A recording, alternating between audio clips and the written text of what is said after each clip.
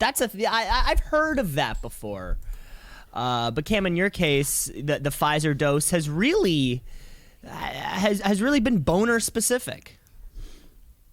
Yeah, a little bit of that. More like my body feels like I got hit by a train. Yeah, like you're fatigued, sore, but rock hard. All my blood's rushing to my exactly. Maybe that's what it is. Your body's so sore because all of the blood, like everything, all the efforts and energy is being put straight into that penis of yours. That's it. Yeah, so that's how I'm feeling. But hey, I'm vaxxed and waxed, baby. I'm ready for summer. Vaxxed and waxed. Tits out for the boys. Tits out for the boys. Let's get to Florida. Let's go to Florida. Pandemic's over.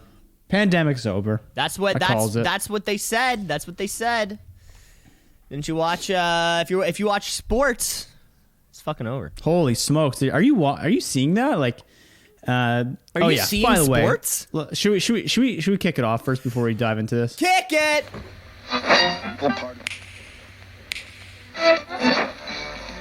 Continuing tonight on Two C's in a Pod, 96.7 on your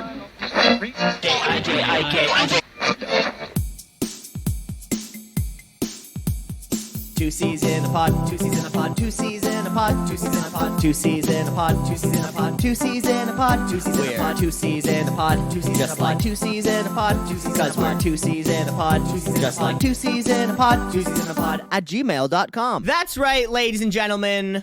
Welcome back to another episode of the podcast. That's right, we're talking 2 C's in a pod here. It's a podcast hosted by myself, Cameron Osborne. It's also hosted by Cam LeClaire.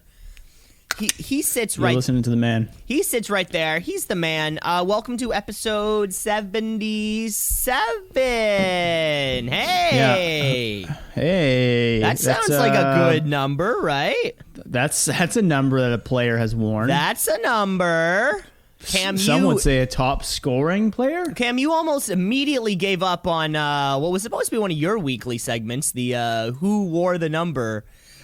I'm gonna go Luka Doncic on this one, baby. The Slovenian MJ.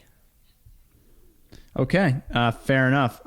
Matthew Barnaby is mine. That's all I got. Yeah. Or Ray Bork also wore 77. Ray That's a good one. Paul Coffey. Are you a man and want to cry? Go back to the Stanley Cup presentation from 2001 when Ray Bork, traded to the Colorado Avalanche, finally wins that first cup, and Joe Sakic gives him the cup first to raise. If you want to talk about, Cam, our favorite word, unprecedented, a captain giving another player the cup to raise before everybody else, that is the unprecedented moment. Yeah, I guess. I don't think did that happen last night? I don't know if anyone watched the Cup Finals last night. I didn't know. I did not watch neither the game nor the trophy presentation, which I'm bummed out because usually I like to. I was working a little bit later last night, and by the time I got home, I wasn't really in the mood to turn it on. You know, because then you got to find a stream. And then you gotta cast it to the thing, and I'm like, I don't really want to do this. Two steps. Yeah, I don't exactly. That's too many. This is Cable's solution. They're like, do you ever tire of taking 2 steps? How about 1? Cable. Yeah, that's pretty much Cable's thing. It's like, hey, do you want one remote with a fucking guide thing there and not blurry for a second and then HD footage? Yeah. Do you not even want to think about what you're going to turn on? You just turn it on? Yeah, do you just want to turn it on and hope for the best? Cable. Cable. Did not watch the presentation, but yeah, the Tampa Bay Lightning are the back-to-back champions. Congratulations, Steven Stamkos. Big listener of the show. Brendan Shanahan. Big fan of the show. Kucherov, we know you're listening. Or sorry, Steve Yzerman. Sorry. Yeah, Steve Yzerman, the other Red Wing. Couple GTA boys. Yeah. Want a big thanks to Victor Hedman. The big boy out of Russia. Also want to thank Braden Point. Cam, I'm going to quickly Kucherov. start. I already say Kucherov. We're going to run out of more people, though, soon. I might be out already. Yeah. Big shouts out to the coach, Guy something. Good French Canadian kid. You love Yeah. seeing it. I love seeing French Canadians succeed, and unfortunately, they only succeed in hockey. Yeah, that's very true. But yeah, fuck, man. If you watch that, it is incredible how many fans are in there. Or if you're watching the World Cup, it's like, oh, I guess the pandemic never hit England or wherever the hell it is. Like, I love the visuals of the fans, and like 1 in every 40 person have a mask on, but it's just around their chin because they're like, what's the point at this point? Yeah, well, yeah, and there was a UFC event not too long ago. It was in Dallas. It was in Texas, I think. Houston. I think it was in Houston. Because I did see a bunch of Luka Doncic jerseys, and yeah, they were fucking maxed out there. The NBA Finals are rocking, and those are who's in the NBA Finals? It's the Phoenix Suns and the Milwaukee Bucks. But Phoenix, Steve Nash going for that title. Steve Nash finally going for that title. 17 years after his back-to-back MVPs. They were like, incredible. It's finally incredible. You love seeing it. Is Charles Barkley still there? Yeah, Charles Barkley's still playing, actually. It's funny, we think about him as doing commentary, but no, he's actually still on the court. Him, Steve Nash, Amare Stoudemire. Ooh, that's a it's good really one. an all-star. That's an old sports center name. It's really an all-star team. That's an old sports center name for you. Yeah. What's your favorite Sports Center top 10?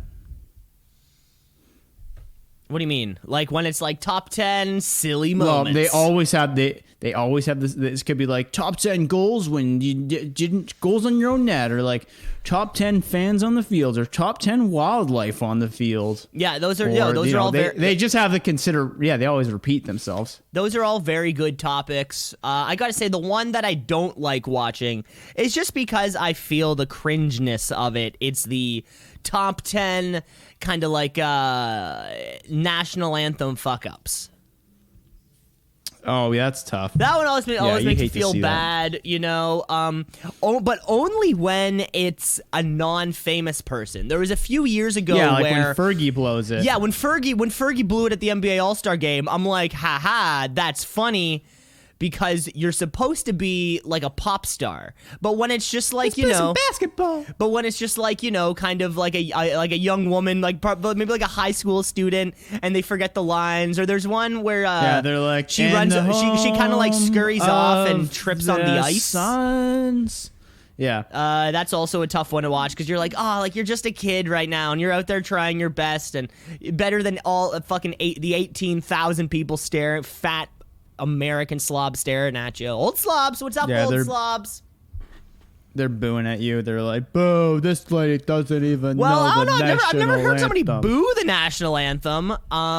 Besides, I don't know. Besides the one time that the Canadian tenors were out there and one of the guys interspliced All Lives Matter into the Canadian national anthem. Do you recall this?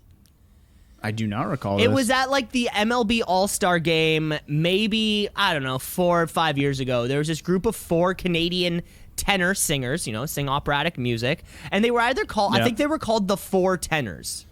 A kind of a play on that's a good name. Well, it's a play on the 3 tenors. Right. And really not a creative twist, but not sure. really. Well, We'll I allow think it. they just kind of looked around the room. They're like, "Okay, there's 4 of us.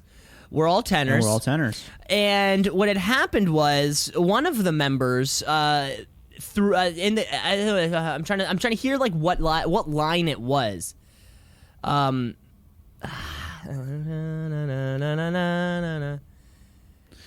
lives matter. Yeah, it was somewhere just in the middle, and he inexplicably, without any sort of anything, was just like, no, Did it was all like, 4 of them, or just one of them? Just one of them, because they each kind of had a line to themselves, and then they all kind of came in. All lives matter. Yeah. Anyway, he threw it in there somewhere. We'll find out next week on notes. And he says all lives matter, and the show keeps going on because you got to finish the performance, right? Everyone else got straight faced. Sure. And then he was like swiftly fired from the group. Almost then now immediately. what then? Now they're the 3 tenors? Well, no, now I believe they are the Canadian tenors because I have worked with them a handful of times at work mixing their front of house stuff. Do they only speak in like threes or something like that, where it's like, hey gentlemen, how you doing? We are good. No, that's not landing. As much as you wish they did, it just didn't happen. That'd be great if they did. It would get old quick, but it would be funny for the first. Maybe they should do it only on introductions. It's like, hey, we have the 3 tenors here. Why don't you guys introduce yourself? Chris, James, and Mike. Hello, my name is Mike. James. Carter. What's a tenor sound like? Because there's tenor, sopranos, Jim Tony. There's a bunch of names for the singers. Yeah. There's Tony Soprano. There's the Tony prequel Soprano? series starring James Gandolfini's son playing Tony Soprano. Fun. And then he had the daughter. He has the therapist. Is this the Sopranos you're talking about? I thought you were asking about the Sopranos. Oh, I was asking what a tenor was. No, a tenor is pretty much like you would probably be a tenor. Oh, just like extremely masculine, good looking, and no. gray It hair? means your voice isn't Okay. that low. But not that high either. So kind of just like a regular voice. No, because in the male voice spectrum, tenor is the highest. No, I don't have a high voice. Yeah, or you might be more of a baritone. But yeah, you're not. I like that. That sounds good. I'm a baritone kind of guy. So if you're going top bottom, you got soprano, mezzo, alto, tenor, baritone, bass. Right? It's like each gender gets 3 kind of gets 3 voice, kind of brackets or whatever. And I say gender because it's purely a physiological thing. Women's kind of the way development works. Men can't hit high notes. Women can't hit low notes. Are there exceptions? Oh, we're not playing this game right now. Are there We're not playing exceptions? political Goddamn spec right there are. I would probably be more of a baritone, I believe, if you're listening to my soft and sultry voice. Let us know what you think Cam would be. twoceesinapod at gmail.com. Let us know. Let us know. Plowing ahead, let's get to some notes because I'm sure we've made some errors over the corporate retreat. We got notes on our hand. Notes. We got some notes. We got some notes. Notes. We got some notes. No, I didn't really want to go back. The interns didn't really want to go and listen to all of the footage to kind of see what we have. But we have some notes from a couple weeks ago from our in-studio show. No, good. Which is always good. We were asking ourselves, this one's more on me. I kept calling Richard Nixon Slippery Dick. Yes. I don't know where that came in. Let's get into that. I don't know where that came into my mind. It's Tricky Dick. The spirit of what I was tricky, slippery, slimy. The spirit of what I was trying to say stands. Okay. I just kind of got my first little part of it wrong, but Tricky Dick, Slippery Dick, I was close.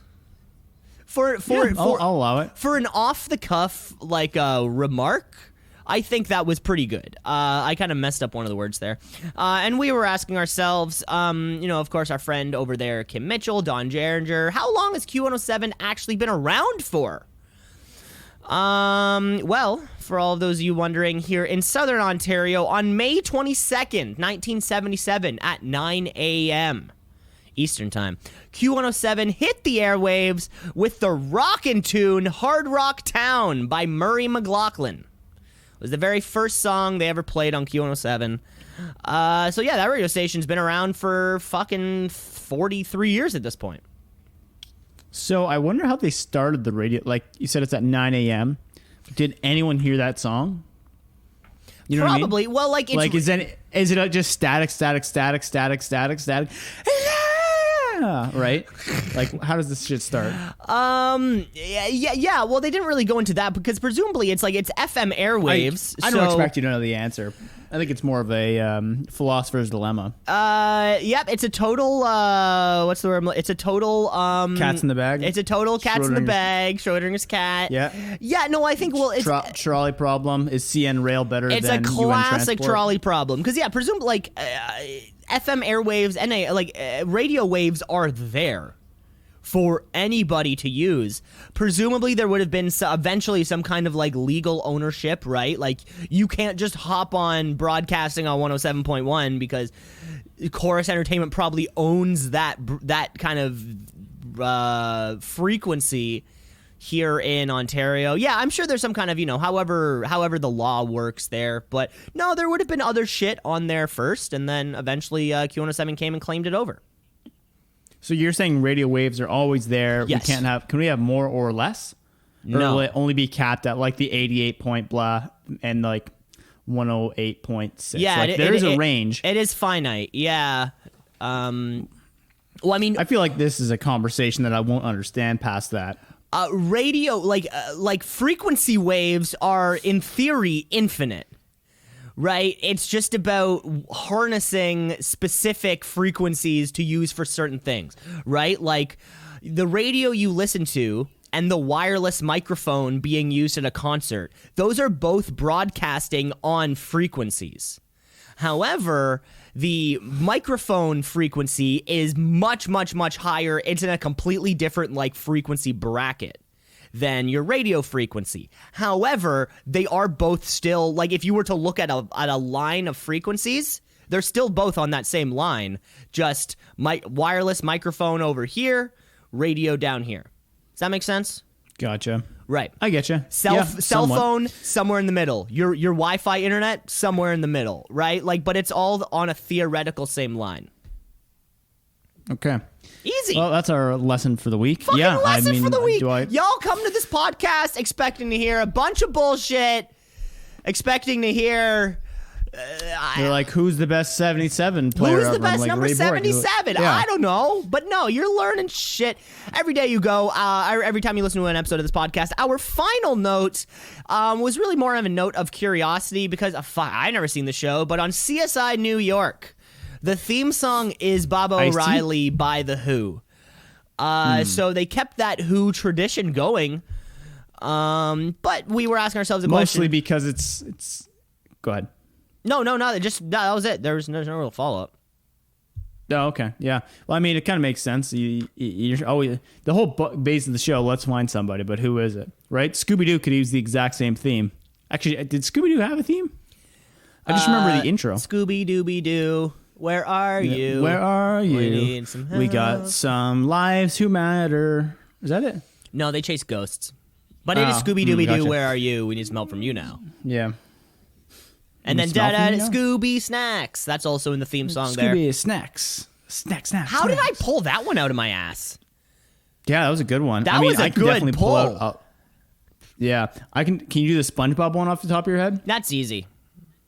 Okay, Yeah. how about the ending credits to SpongeBob? No, I never would have gotten past the first minute of the show. Boom, boom, boom, boom,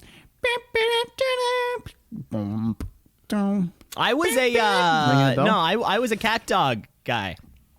Oh, Both SpongeBob and Cat Dog no. started within like 6 months of each other. For some reason, Cat Dog was canceled, didn't land. For some other reason, SpongeBob becomes like the biggest animated show ever. I don't know how that happened. I was backing Team Cat Dog.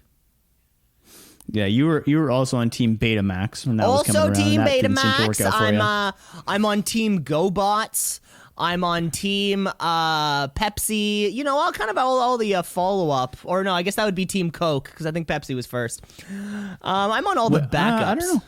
Yeah, I think so. What's are you if you're going Diet Pepsi or Diet Coke? Which one do you pick? Not even a question. Diet Pepsi. Not even a question. Yeah, I'm switching over recently. I've kind of Why are you changed my drinking opinion so on it. much I had Diet Cola? I don't know, when I get like a sweet craving, I go walk over to the store and go get a Diet So when you Cola. get a sweet craving, you get something which famously has no sugar in it. Exactly. So it reduces the craving, but at the same time, Right. it's simple. You Low just don't have the cal. sugar, but you 0 cal, bud. 0 calories. Yeah. You should go for maybe a Coke Zero next time. I hear it's even better for you. Yeah, I hear they're great for you. It's basically just water. Or if you can, go for that Diet Dr. Pepper. Tastes the same. Oh, the worst. No, I it know, it doesn't. tastes That's good. the worst I like tasting it. diet. I like it. I'm off on that train. I think if you're going to go Diet Pepper or Dr. Pepper, it's never going to be the same. So just plow through it and just get the sweet stuff. Get half a can, and then your teeth will probably rot after that. Split the can with somebody so you're not just wasting shit. Yeah, no, fair enough. I just don't know. Yeah, I could probably find someone to split a can with. Are they owned or are they independent? I feel like they're independent. Dr. Pepper's a Pepsi product. You can always tell. You can always tell who owns shit when you go to a bar or restaurant and you see what soft drinks they have available, right? If they're Coke owned, they'll have like Coke, Diet Coke. They'll have Sprite. They'll have like fucking what's the other one? They'll have Nestea instead of Brisk. Like they'll have their own set of shit. Yeah. Where if they're Pepsi owned, but Dr. Pepper does not have a equivalent on the other side. It really doesn't. No, neither does Mountain Dew. This is where Pepsi really stands out. Now, Coke tried with Mellow Yellow. Old Slobs, you remember Mellow Yellow. It really doesn't the same. And I only know this. I mean, not a pop drinker over here, but my dad's diabetic, right? So anytime you go out to anytime we go to a restaurant or something, he asks for a diet. Well, so he used to ask Diet Coke. Right? Because, classic diabetics, only drinking diet shit. And you be Diet Coke, and then they always follow up, oh, is Pepsi okay? Diet Pepsi. Right? And then he's like, okay, then eventually How often do you think the answer is no? Like, can I have a Diet Coke? No? Without, like, a follow-up? No. Like, I would say if they're like, is Diet Pepsi okay? And they're like, I'll pass. I'd rather leave the restaurant. Or they just say like, I'll just get a water kind of thing. My aunt is steadfast on Coca-Cola, so much so that as a kid, I would try to trick her. And she would, you're a kid. It's your job to round the drinks, up or whatever, and get a beer from the fridge. And I would pour a can of Pepsi into a glass with ice and give it to my aunt, who is steadfast on Coca-Cola, and with the hopes that I could trick her to drinking it. Yeah. And she would take one sip and go like, "You tricked me." Like she knew right away. Well, clearly you didn't trick her though. That's the thing. Well, that's why I was trying to. It was the attempt of tricking. Because I figured get a blank glass. Like, I don't know if you can taste the difference, but there are people who can taste the difference. But back to the story I was getting at. Eventually, you get to the point where if you're asking for Diet Coke, oh, is Pepsi okay? Then you ask for Diet Pepsi. Oh, is Coke okay? Just ask for a Diet Cola. It's like the easiest fucking... and then he had to switch over to that because no restaurant is carrying RC Cola. I can tell you that much. But yeah, you could tell who's owned by what. My stepbrother also used to be like a representative for Pepsi. So, I'm familiar with their line of products. Coke owns Monster, Pepsi owns Rockstar. Like, they each have kind of like... Coke is Lay's, Pepsi is Doritos. Like, they each kind of have like an equivalent. Insane. Gatorade's Powerades. I think vitamin water is a Coke thing also. Yep. Damn. So Coke is, you said Gatorade? I think Coke is... Yeah, I honestly don't remember. But everybody is owned by like kind of someone if you kind of trickle yourself down. Yeah, aren't we all owned by somebody? Yeah, well... Aren't we all, Cam? Yeah, we all are. Yeah, and hey, probably a good time to bring it up. Thanks again to Philip Morris, big sponsor of the pod, Great American Tobacco, Japan Tobacco Company, and all the big tobacco. Just an unrelated note, but anyway, like we were saying, everybody's owned by somebody. And I wonder how often people will just opt for no drink at all. If you're like Diet Pepsi, I'm good. Just bring me a water. Tales from the restaurateur. Yeah, let us know, Slobs. twoceesinapod@gmail.com. Let us know. Would you are you an insane person who wouldn't even, or who would skip cola altogether? Yeah, there's nothing that I think that I would skip if that was the case, even if I go somewhere and I'm presented peanut butter that's not Kraft, I'll eat it. I wouldn't buy it, but I'll eat it. You don't drink beer though, right? Nah, I don't really drink beer. Okay, I was going to say, if someone's I think this one's a little bit of a different one. If they're like, do you have Coors? And they're like, Coors Light. You're like, it's kind of looking for a Coors Banky. Yep. Or a Coors Seltzy. Beer's a bit different, but I feel it where it's like, unless it's like a specific taste, I feel like a lot of people would kind of go either way, especially if you're being presented something. If it's like us, what was I thinking? Like a thick IPA beer. And someone's Yeah, like, that's oh, would very you like a different than, beer? like- Oh, but it's this kind of like whatever. Someone would be like, oh, no, thank you. Like, I don't want a thick IPA beer. But I figure like if you're a normal person, whether it's Canadian, Bud, fucking Carling. Oh, yeah, all your standards, yeah. If it's like, do you want a beer? You're like, is it like 9% and tastes like chocolate milk? Like, no. Like, yeah, sure, I'll try it. What I love about Carling, Because I've had some of those, and they're like anyway. beers that are flavored like shit.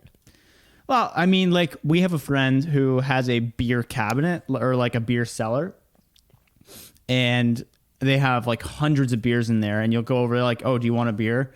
It's like, sure. It's like, well, come down to the cellar, and you look around, and there's, hundreds of different selections. Like, what were you looking for? Like, what's your palate? And it's like, maybe a stout. And it's like, okay, we have like 7 different categories of stouts.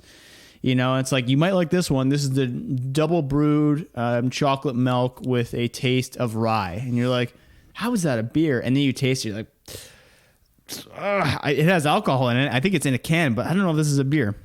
That sounds great. No, that's that would be my dream with booze.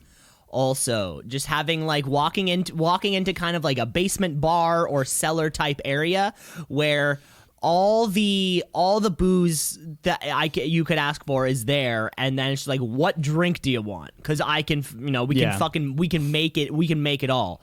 Because right now, yeah, I'm slowly building the my liquor cabinet. I'm able to make a lot of drinks. A lot of cocktails, kind of right off the bat. But yeah, no, it's fun.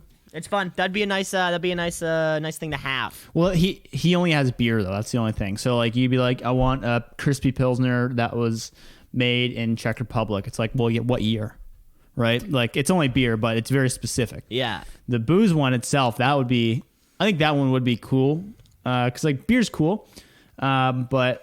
Like you said, if you were to be like, I want I don't even know drinks. Like, what's the one that's a famous actor's name?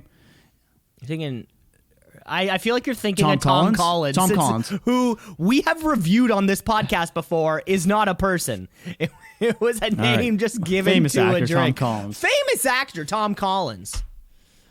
It really killed it in the role of Tree, Where Art Thou?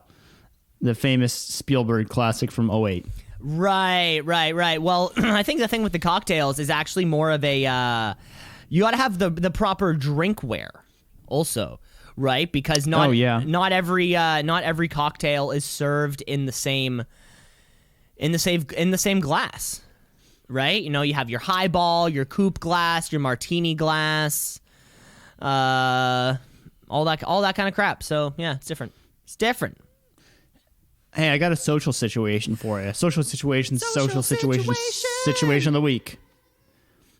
So, I was talking to a guy who works at a restaurant, and he was saying that one of the reviews that he had on his restaurant was someone complaining, saying they would not put American cheddar on my taco. They just would not do it. And I said, well, what's the reason for that? They go, well, it ruins the taste of the taco. I go, well, can you reduce things? Yeah, you can reduce things, but we can't add things. Instead, is it a logistical problem? No, it'll just ruin the taste of the taco. So in your opinion, is it snobby to not do what the customer wants? Or is it a rite of practice to say, no, we serve it our way, and if you want it differently, go to a different restaurant. This is not Subway. This is not Chubway, where you eat fresh. This is a good question, Cam. You know what? I have been, or I guess maybe like throughout the pandemic or whatever, watching a lot of Ramsay. Watching a lot of Kitchen Nightmares, right? Kitchen Nightmares is the show where a failing restaurant, Ramsay comes in, points out all the problems, and then it shows... Yells about the cockroach in the corner. Exactly. Yeah. It shows that they suck, and then they kind of revamp the restaurant. And one of the things often, and this is just, I feel like, a part of the general toxic kitchen culture, right?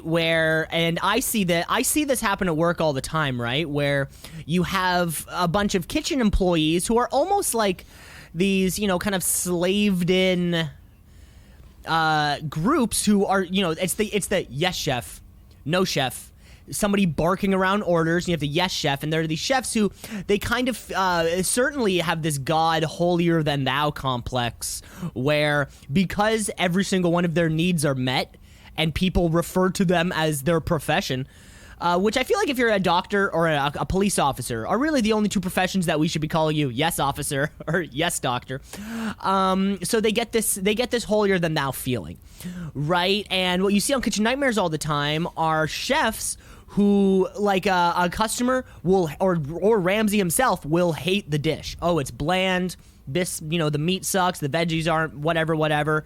And the chef's first response is always, well, that's their problem. It's not my It's not my food that sucks. It's their palate that is not good enough. So I would certainly have to side on this particular topic. I'd certainly have to side with the customer, just also in that, like, I thought the customer was always right. I understand that the taste could be different. If maybe there was like a caveat of like, oh, could I have American cheddar on this taco? Actually, our chef recommends this cheese. It pairs better with the meat. That would be one thing. But to flat out refuse. And then if that person was like, no, I want the American cheddar, and then you're just like, okay. But to flat out refuse, that feels like a holier than thou, God complex type of chef. That's how I felt too. Who's like, well, this is my recipe. This is my restaurant. This is my kitchen. And if you don't like it, you can go to another restaurant. That's like, whoa. And that was kind of the argument I felt if I were to say, hey, can I do this burger but hold the tomatoes? You're like, yeah, no problem. It's like, are you allergic to tomatoes? No, I just don't like them. Oh.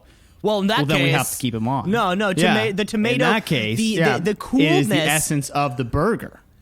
Yeah. I would feel weird about that. Especially like if you want a substitute, or especially if it's something like cheese, or where you oftentimes have to pay an extra buck, or an extra 50 cents for it. Like you're waving money in front of their face. You're like, I want to give it to you. Yeah, but you're really not helpful. Okay, I think we're on the same page there. I think that's a restaurateur thing, and I've heard arguments for the other one, but I mean, I think also the argument is I'm paying quite a bit of money to be here for you to serve food to me. And I'm not asking for much. Yeah, it feels like the structure is if it's a completely backward. Logistical nightmare where it's like, we don't have any of that in stock, it's like, okay. But if it's like, no. Chef thinks this is better this way. Or it would be different. I mean, maybe like devil's advocate, maybe there's a way where the cheese is integrated into the meal like beforehand. If it's like they're making this sort of meal that has this kind of cheese, and then kind of pre-make it, pre-melange it, and then it's like, can I have no cheese? Like, actually, we can't because it's a part of the dish. Right. It's a factory. It's an assembly line. It's an assembly line part. Because in that case, we can do it on the side. Yeah. In that case, you're kind of like, oh, okay, like it's already in the meat or whatever. So like, whatever, I'll just take it. But to be like, no, that's bizarre. That's bizarre. Fucking kitchen people, right? Let us know. twoceesinapod@gmail.com. Yeah. You have any arguments? Maybe the person that had this argument is going to write into the show. I recommend it. Please. All right. Plowing ahead here, Cam, because it is still the morning time and we have plenty to get to. I think it's time that we go back to the 80s? 70s? 80s? 80s. When did 80s? And see what Michael Knight's been up to for the last week. That's right. It's time for the Nightcap.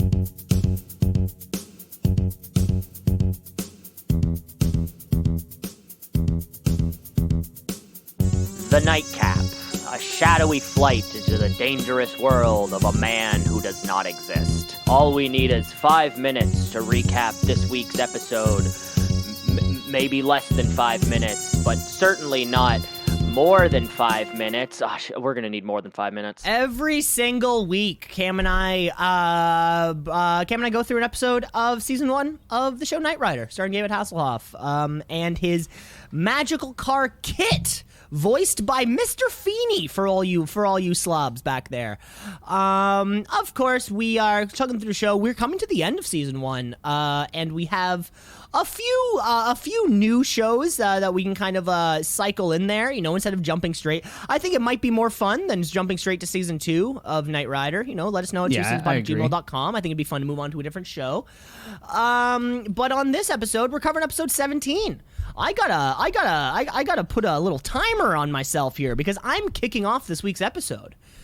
I'm kicking off this week's episode. Yeah, sorry about that. So let's bring ourselves... Okay. Oh, this might cause some problems. No, it is you. I looked at my note. Okay. I looked at my notes and I was like, oh yeah, that's halfway through the episode. So let's bring ourselves back to a cozy late January evening on a Friday in 1983 to bring you episode 17 of Knight Rider, a nice, indecent little town. Cam, I've got 5 minutes on the clock. 3, 2, 1, start. The show opens up with Mike in a small town pursuing a man on foot with a briefcase full of cash. No background to it yet, but he suddenly throws all the counterfeit cash into the air, creating a distraction amongst the people who run to it as capitalism runs this town, as does it everywhere. He manages to get away, and Michael then meets with his team who tells him that, hey, we know you're pursuing this man, but you need to show up to a speech where Devin is an Alpine Crest about to present about them having the lowest crime rate in the USA. Devin's going to have a great speech about it. During the speech, Michael actually is in the back and targets the man, or sees the man who he is targeting in the back and says, I took these notes like a week ago, and said, his name is Ron Austin, who runs away during Devin's speech, and Michael interrupts the whole damn speech, causing Devin to be up in agony, just pissed off with him. Ron is one of the country's leading counterfeiters, we learn, and Michael has to find a way to stop this man. So Michael goes to the police station, asks questions about Ron, and they say they have no idea, but there seems like there might be some dirty cops on the scene there. So when Michael arrives back at his hotel where he's staying in Alpine Crest, he meets a lady who chats with him, and upon leaving Michael, she actually steals his cup that he was drinking from, probably because it has some DNA on it. She brings the cup to the CIA. Wow, this is getting bigger than I thought. Agent who takes the DNA from the cup and sends it to Washington. So we're getting big scale here. Upon leaving town, Michael does not think that there's anything left to do.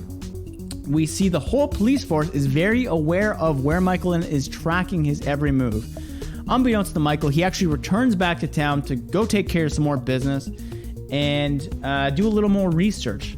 So the CIA then calls the lady who originally was dismissed and says, hey, you need to keep an eye on Michael. Out of the blue, Michael then sees the counterfeiter a third time, and a third chase is on. Over to you, Cammers. Third chase is on, but Michael Knight got himself caught, right? That happens every single week. So at the cop shop, Michael Knight is in the jail, in the cell. He doesn't get his phone call, and they even took his watch, so he can't even call Kit. So Kit has been impounded, and over at the impound lot, Kit tries to pull one over on these dummy cops, but actually, for the first time maybe ever, the cops actually pull one over on him. He sort of backs himself up to one of the truck things that raise. Now Kit's stuck in the air. Who knew all you had to do to Kit was to move him up into the air, and then he can't do shit. We see the counterfeiter who tells us that apparently this is the counterfeit capital of the world, with some dirty cops, which explains probably why they are so crime-free over here. Devin uncovers a larger plan about somebody, possibly our counterfeiter, trying to introduce counterfeit money into countries with civil unrest in an effort to trying to somehow upset the locals and do some kind of larger plan. Jobina, our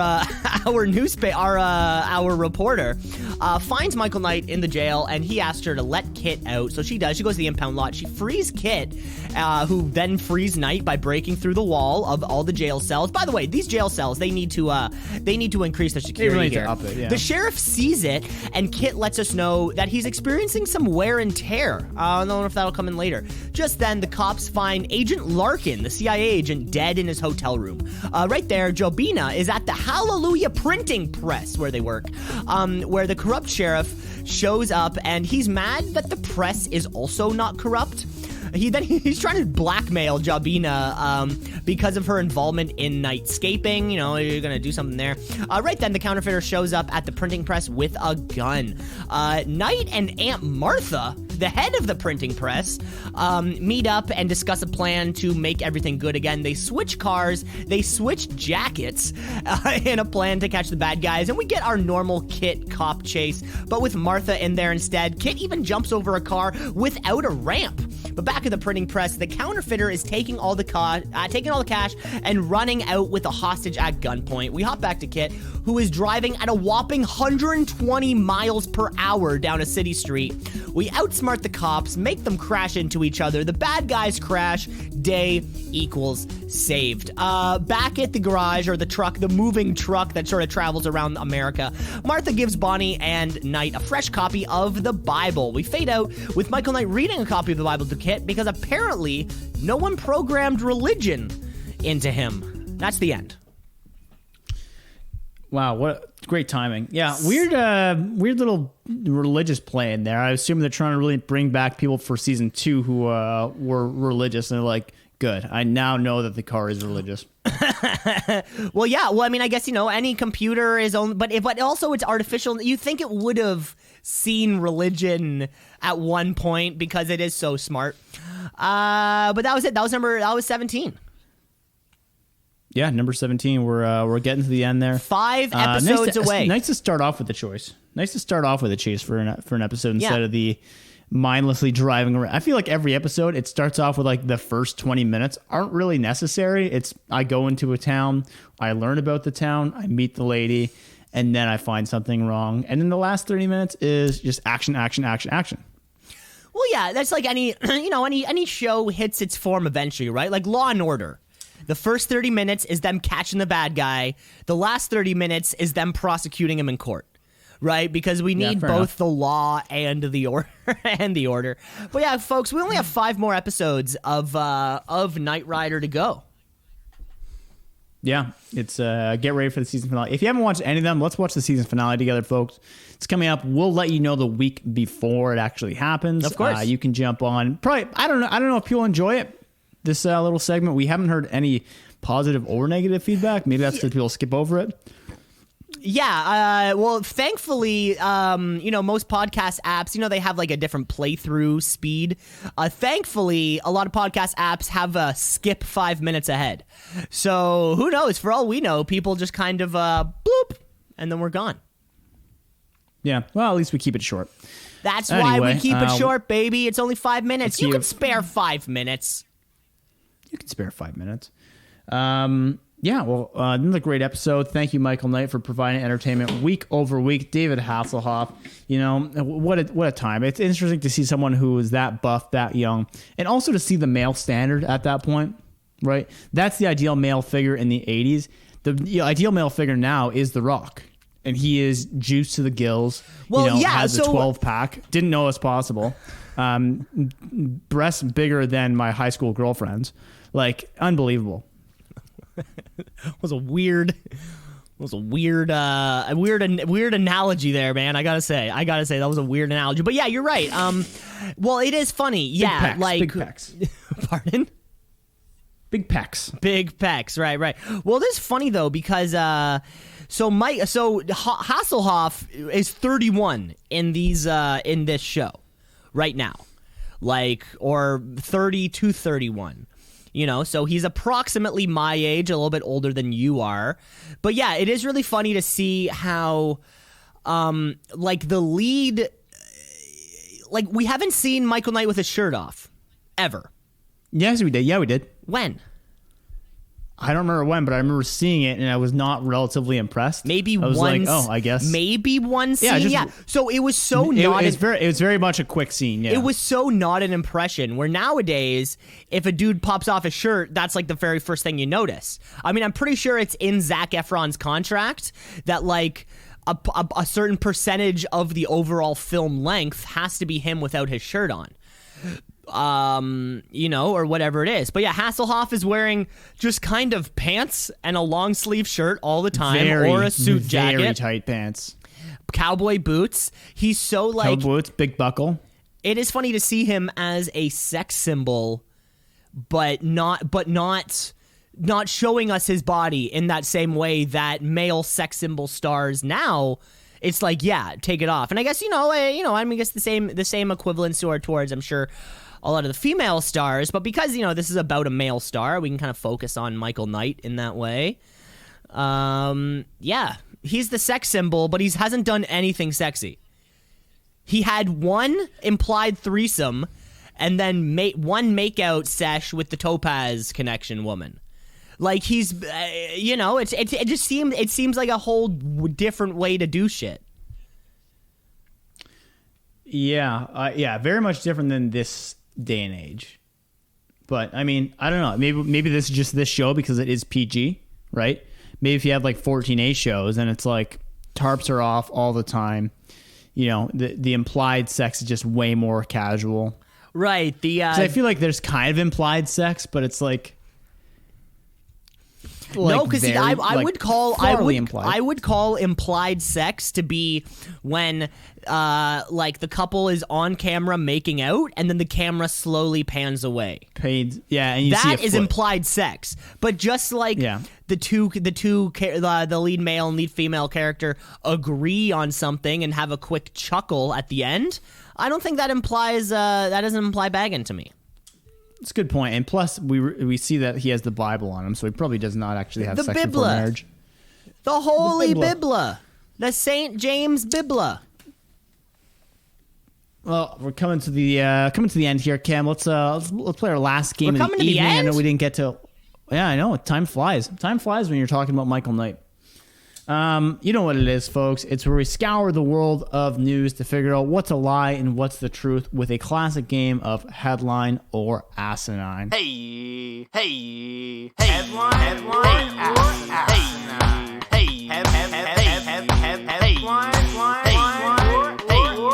Headline or asinine. Cam, I'm going to kick us off here. UK surgeon finds 27 missing contact lenses in woman's eye. Ew. Oh my God. Why'd you do that one?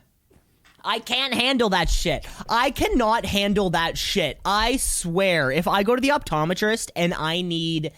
they'll do eye drops sometimes when you're there, and you can't drive immediately afterwards. Your eyes are a bit funny. Fucking strap me down like it's a Clockwork Orange. I cannot fucking handle shit in my eye. I have no problem rubbing my eye. That's easy. But as soon as the eyelid needs to remain open and shit needs to hit the fucking ball, I am done. That's what's held me back from contacts for years. Guys, God is my witness. I will never use contacts. Having to touch two eyeballs twice a day is like my own personal hell. That is, if anybody's listening and they have some kind of Saw related game that they want me to play, put anything to do with the eyes and I'm fucked. I'm dead immediately. I will not. The one, and I think it's Saw 2 when the key is in the bottom of the eye and I can maybe handle that one because that's more of like a face laceration. But after that, no, absolutely not. Now, one of the things about contacts that always got me was because you need to take them out or your eyes get fucked. Yeah. And I couldn't picture doing that. Like, you come home after a long day or you're out at a party or something, you're tired. The absolute very last thing you want to do is stare in front of a mirror and stick Grab your your fingers eyeballs. in your fucking eyeballs. Your dirty fingers that have, some shit stains on it from All that blow on it. Yeah. Exactly, right? All that cocaine that I've been, tapping and then you put it on my gums like that. That's the absolute worst. Now, what gets me about this one is that this person was clearly a contact wearer, but yet they somehow, is it a forgetting thing? You're like, did I put contacts in? I don't remember. Put another one on. And then like, did I put contacts in? I don't know. Put another one on. Eventually, you think they would like 23 days in a row where they forgot to take their contacts out but kept putting them on? Or ultimate worst possible situation that could ever happen, it like slips and goes to the back of your eyeball. I would rather just shit my pants and die. I really hope this is a story because I really want to hear how it plays out. So because I'm optimistic, I am going to say that this is a headline. This is a headline. We don't have the reason how she fucked it up, but we do know that she was wearing contact lenses, disposable contact lenses, for 35 years. So she's wearing these for 35 years, actually goes into the optometrist, and she hadn't seen an optometrist for a very long period of time, probably about 35 years. Apparently. And this 67-year-old lady was going in for cataract surgery because she goes, I can't see very well. And they realized there was a bluish mass of 17 contact lenses discovered when they were going through this. So that's 17. They later found an additional 10 in the woman's eye with some further examination. The operation team then stopped and said, well, we're not going to go ahead and do this cataract surgery because that's pretty fucked up and that might have been causing a lot of the problem. We're very surprised you didn't notice the giant mass in your eye because that must have caused quite a bit of irritation. She thought it was just due to old age and just her eyes getting tired. Nope. She just forgot to take out it says for the last 35 years, she did not attend regular optometrist appointments. Jesus so there you fucking go. Christ. Yeah. She seemed very shocked. She said her eyes felt a lot more comfortable 2 weeks after, and she thought it was just from old age and dried eyes. So everyone out there, I don't know, if you need to get glasses, maybe go to the optometrist more than once every 35 years. But hey, that's just me. Yeah. So slobs. If you're doing shit to your body, go see somebody who specializes in that thing. For example, if you're putting contacts in your fucking eyes all the time, go to an optometrist every so often because they will probably update your prescription. Just like, I don't know, if you're putting shit in your butt all the time for fun, go see a proctologist. You're not going to put shit in your butt all the time and then not go see a proctologist eventually. So yeah, this one's on you. Dumbass. Let us know, twoceesinapod@gmail.com. Cam, I got one here for you if you are ready. Headliner asinine, New York woman stabs her husband to death after he refused analingus. I've never heard of the term analingus, but I assume that means having sex in the anus. I'll go ahead and make that assumption off the hop. No, it's cunnilingus, but with the anus. Yeah, okay, that's kind of what I thought. That's not the same thing. It's Cam. not what I thought. What's cunnilingus? Sorry, what is cunnilingus? Is that blowjobs? It's mouth on vagina. Oh, so analingus. So he wanted to eat some ash. There you go. Well, Okay. you know, I mean, you can't say eat ass on a fucking. Yeah. So okay, I'll repeat it for you now that we figured out. Repeat it back. Now that you've had a little bit of a sex ed lesson, which I'm very surprised they didn't catch to you when you were 12 years old. New York woman stabs her husband to death after he refuses analingus. Yeah, come on, baby, eat my ash. No. Stab. Yeah, shit. I mean, unfortunately, I could see this being a pretty common occurrence. I got a weird feeling there was other factors involved. I don't think this was is this what they call suspicious activity when they say there was no suspicious activity, but this one does definitely have suspicious activity. I'm assuming there's a little bit of meth involved, probably a bunch of domestic abuse beforehand. Come on, baby, eat my ash. Eat it, huh? No. Stab. Yeah, so probably happened. Sad, but I think she was going to stab him anyway. That was just the straw that broke the camel's back. Headline. Cam, that's asinine. I made it up. Wow, we've never seen a ball come in on the first pitch. You normally throw a strike right down the middle. Yeah, I think you threw me a ball last week, so I think I took a page of your book. Yeah. Your bird. Hey, well, sometimes it works. Hey, methamphetamines in waterways may be turning trout into addicts. That's the headline. Methamphetamines in the water. Now, this sounds like one of the flat out kind of conspiracy things. Or like, people who are in that kind of conspiracy chemtrails kind of world are the ones who are also like, I've heard similar reports where it's like COVID everyone's getting vaccinated and then pissing. Therefore, like, there will be remnants of a COVID vaccine in water, and then the water goes to the taps. I don't know if there's any fucking truth to that, how that science sort of works. Especially, like, you would have to be like downriver from like a crystal meth plant. Like if a crystal meth factory had like a sewage runoff into a little river, how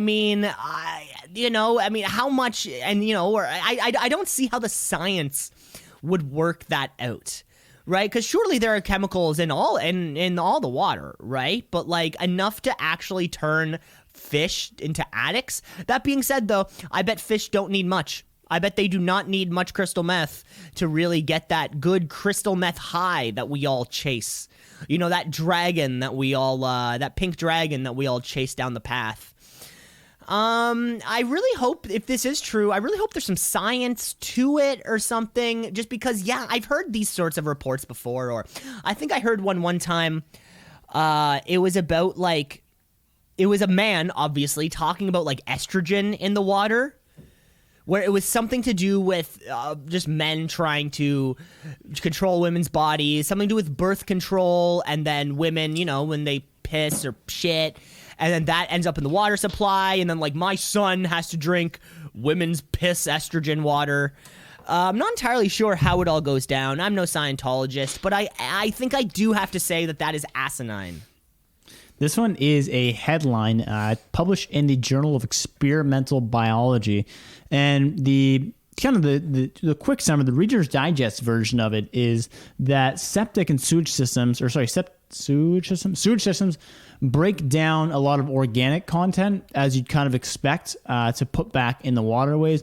But when you start putting pharmaceuticals down the pipes, there's no really good way to break that down so it doesn't end up in the waterway. So they did a study where they took methamphetamine and found it in the water, found the levels that you typically see in that type of river, put it into a tank, exposed the fish to it for about 10 days, then put them in a clean tank with the option to go into the dirty tank with the methamphetamines. And surprise, surprise, the fish chose the methamphetamine tank. They were shown to be lazier, slower, and they had traces of the drugs in their brains after 10 days of exposure. This is not uncommon. Fish are sensitive to the adverse effects of the active drugs that you would see in the water, and they've also found cocaine in UK shrimp. So next time you're going to flush that drug down the toilet, think twice about the brown trout. Yeah, and the brown trout and all those crocodiles down there in the sewers also, right? There's probably a bunch of methed up crocs down there just waiting to take their revenge. You want to watch out for that, too. Okay, Cam, I got one here for you. Headliner asinine. 14-year-old rape case solved after rapist uploads his DNA to Ancestry website. Ooh, Okay, so at first they said 14-year-old, as in there was the 14-year-old involved. I hope that's not the case. I assume it's been happened 14 years ago. Uploaded to Ancestry.com. 14 years ago today would be like the 2007. So how was our DNA test back then? When was the OJ case, Cam? 93. Okay, so that's when DNA started. So we had about quite a bit of time on that. As everybody knows, DNA started with OJ. DNA research in courtroom started then. And I think, from what I understand, they're still doing a bunch of work to get people who were originally convicted out because of DNA testing.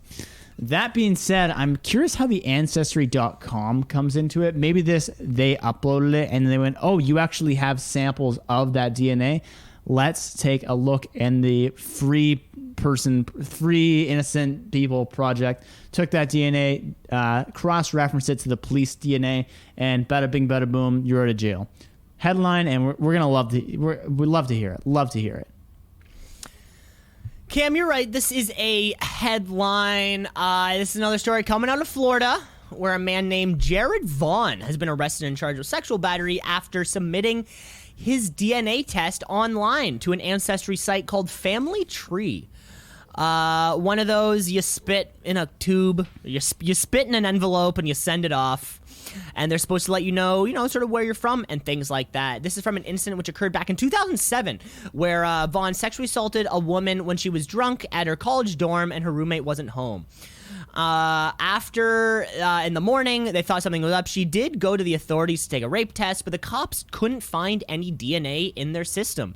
In like their database, and unfortunately the case went cold. Cut to 14 years later, where Parabon Nanolabs discovered a possible match in DNA.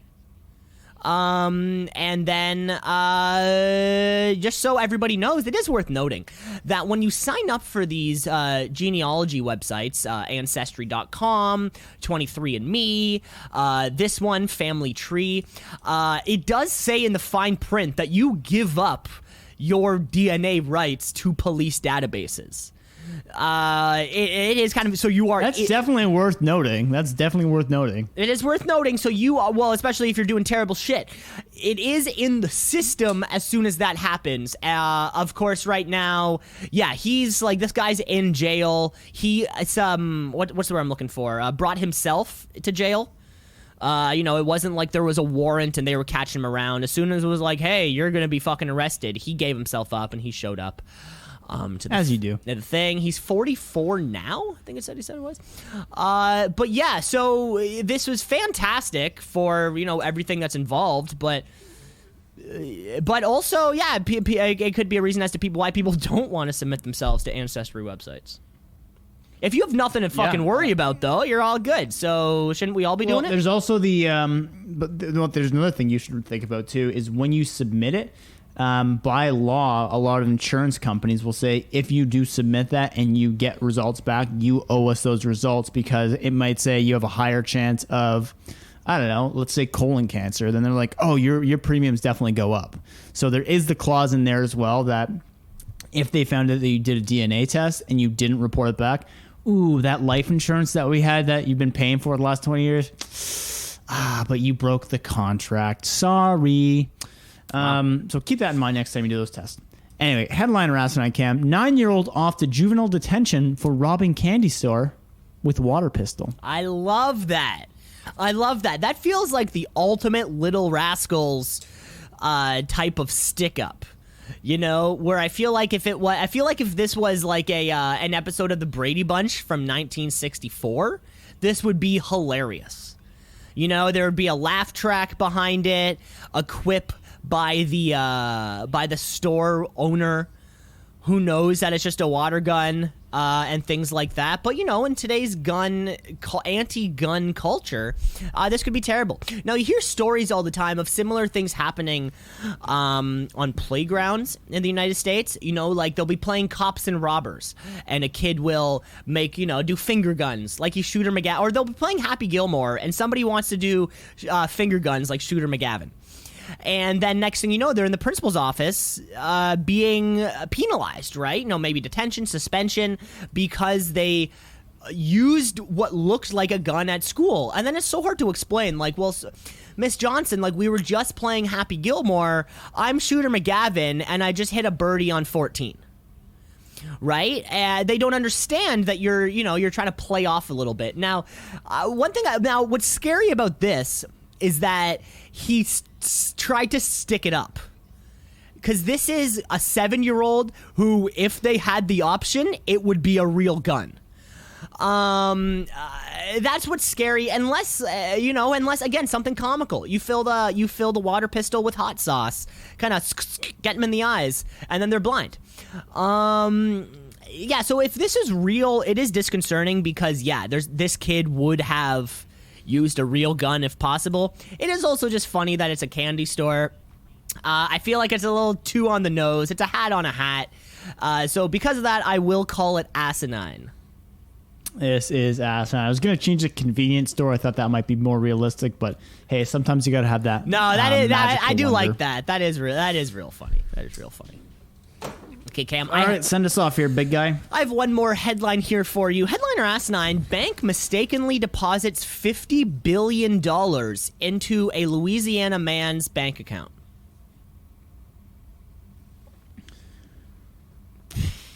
Okay, so let's think about how many zeros that is.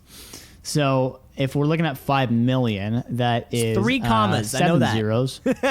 Yeah, 3 commas. So we're looking at 9 zeros. At that point, I mean, rounding error is a 10. whole different thing when you have 10 zeros. Okay, so Because you would need that zero off Jesus 50. Christ. Yeah.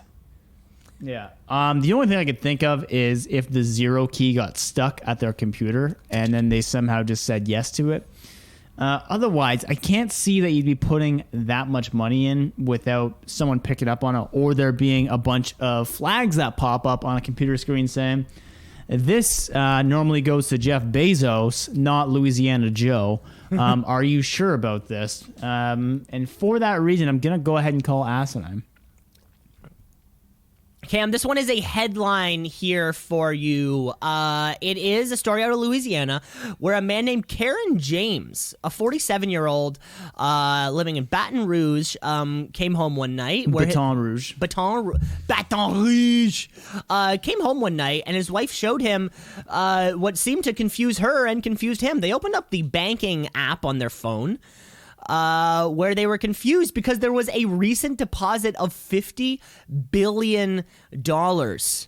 They were, Jesus Christ, what the hell? James, who is a former police officer, said it never crossed his mind for a second that he would keep the money, and they thought about returning it. They went into Chase Bank, where the banks or whoever they sat down with, the teller or whomever, reaffirmed what their bank statement showed, and there was a recent deposit for $50 billion, which obviously was put there by mistake. The bank removed the change a few days later, but Chase Bank still hasn't told the couple why it happened in the first place. They said some kind of blanket statement of a few of our accounts were affected by a logistical error and that has been resolved, but not about how this can even happen in the first place. Although James is a bit concerned about the general security of his account, apparently if somehow $50 billion can be put into it, he did say it felt pretty cool to look onto his bank statement and see that many zeros. Yeah, well, a few zeros and then like $96. It's like yeah, it was $50 billion and $96.12. It was like, wow, this is the coolest thing ever. So yeah, keep an eye on if you don't. I mean, I do not open my banking app too often. Really, only when there's a transaction. Like rent, make sure rent goes through or shit like that. But yeah, so who knows? I could have had or when you pay for shit and then you need someone to pay you back. Exactly. I could have had millions of dollars tossed in my account, and I would never know. Yeah. I feel like you'd eventually know. You'd eventually know. Yeah. But there you have it. That is that's how you play headline or asinine, and I believe that's the end of play at home, folks. That is the end of the podcast. Thanks for listening. Thanks for making Two Seasons a Pod part of your morning routine. Of course, you can rate, review, like, and subscribe. The podcast is everywhere, It's on YouTube. It's on Google. It's on Apple Podcasts. It's on Spotify. It's on Stitcher Premium. It's on the radio at 96.7. There's really, we'd love to hear from you, twoceesinapod@gmail.com. And that's about all I got. That's all we got for today, folks. Never forget, people, get your sleep. 50% of officers on night patrol have admitted they've fallen asleep at the wheel. I'm Cam LeClaire, signing off. Take care, folks.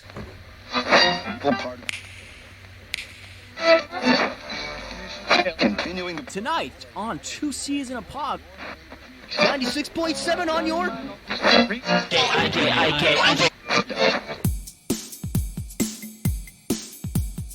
two C's in a pod, two C's in a pod, two C's in a pod, two C's in a pod, two C's in a pod, two C's in a pod, two C's in a pod, two C's in a pod, two C's in a pod, two C's just like two C's in a pod, because we're two C's in a pod, just like two C's in a pod, two C's in a pod at gmail.com.